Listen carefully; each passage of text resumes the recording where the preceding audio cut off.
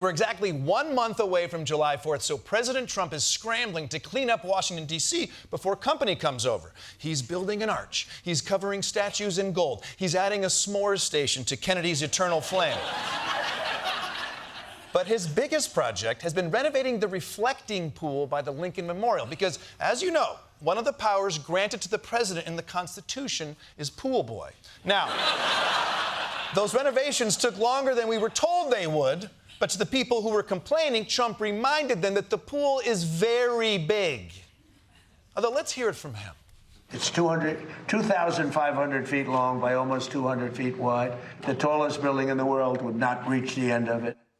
Gotcha. Okay, so the reflecting pool is very long.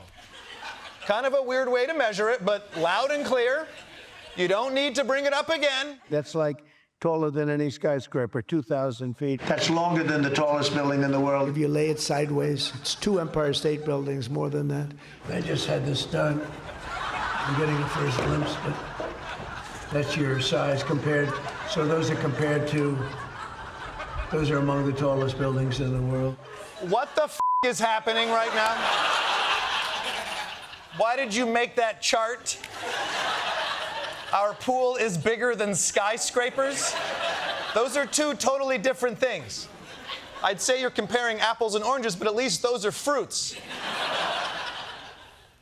This would be like putting up a chart that says, this sandwich is louder than haircuts. What the f are we talking about? By the way, and I would like to say, as a man and as a feminist, I am so tired of turning everything into a dick measuring contest. Why can't we have a vagina measuring contest for once? Yeah, thank you. How come no one ever says the reflecting pool is 18 inches deep, but the Grand Canyon is more than a mile deep? And it's self-lubricating.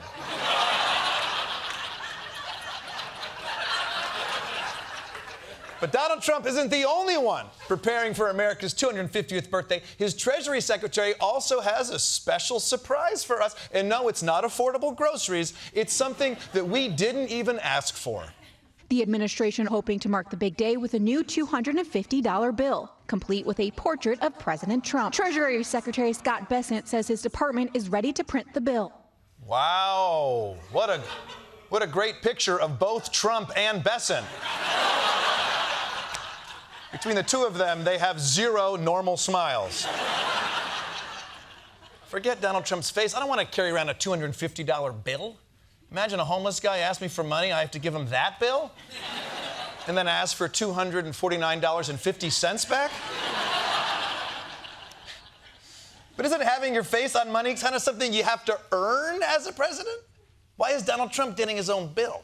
I don't think that there's anything untoward about having the President of the United States, the person who was President of the United States, on the 250th anniversary bill. Yes, I see. It's not that he's a good president. He just happens to be the president during the 250th anniversary. It's like how George W. Bush is on the $9.11 bill.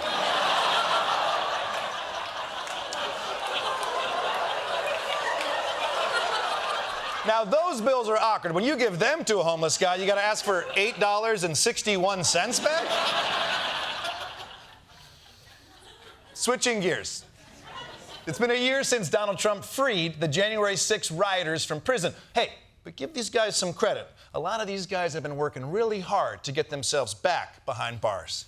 According to a new study, at least 97 January 6th rioters, or 1 in 16, have been arrested for or charged with new crimes since being pardoned by Donald Trump. USA! USA! USA! I know. It doesn't... All of you people put those January 6 guys in a box, didn't you? And they aren't just January 6ers. They can commit crimes any day, any month of the year. I mean, come on. Is there anybody who was at January 6 who's actually sorry for what they did? Elias Irizarry was 19 years old at the time of this riot, joining the mob that breached the police lines and entered the Capitol. He later expressed remorse for his actions, saying he'd, quote, brought great shame upon myself, my family, and unfortunately my country. Damn, he was 19? This dude did an insurrection the first time he voted? You were disillusioned with democracy the moment you entered it? Well, voting didn't work. Guess I got to beat someone with a flagpole. But I'm glad he apologized. Although, of course, that's just a first step. Obviously, it's going to be a long time before anyone trusts him with anything important. Azari was recently hired to work in a Pentagon office that oversees special operations. Insiders say it's among the most sensitive work the military does. Shit. That seems pretty important. This kid basically interned at January 6th. Now, look, I want to give the guy some grace because we all f up when we're 19. We usually don't get paid for those f-ups later. I mean, thankfully, my neighbors forgave me for putting flaming bags of dog poop in their mailbox. What they didn't do was appoint me Postmaster General. But to be fair, the Trump administration isn't just going to hand you a job in the Pentagon without any experience. They'll also hand you a job running the intelligence community without any experience. Federal Housing Finance Chief Bill Pulte, a close confidant of the president, will now be the highest-ranking intelligence official in the government, despite having no experience in spycraft or national security. Zero experience in spycraft? You mean if he looks through binoculars, there's a 50% chance he's going to be like, why is he so tiny? We need someone who's a spy, you know, someone who's flown to Switzerland in a tuxedo and infiltrated a top-secret military party and then had sex with a super-hot triple agent named something like Mucho Cucho. You know, everyone knows that's spycraft. This guy doesn't even look like he has experience asking for a haircut. What did he tell his barber? Give me the sushi? Hey, does this one come with miso soup? This man is totally unprepared and ill-equipped for this job. How will he ever fit in with the Fox News weekend morning host who runs the Pentagon, or the supplements pitchman who administers Medicare, or the fake wrestling CEO who runs education, or the road rules guy who makes sure planes don't fall out of the sky? Oh, he's going to fit in perfectly? Great.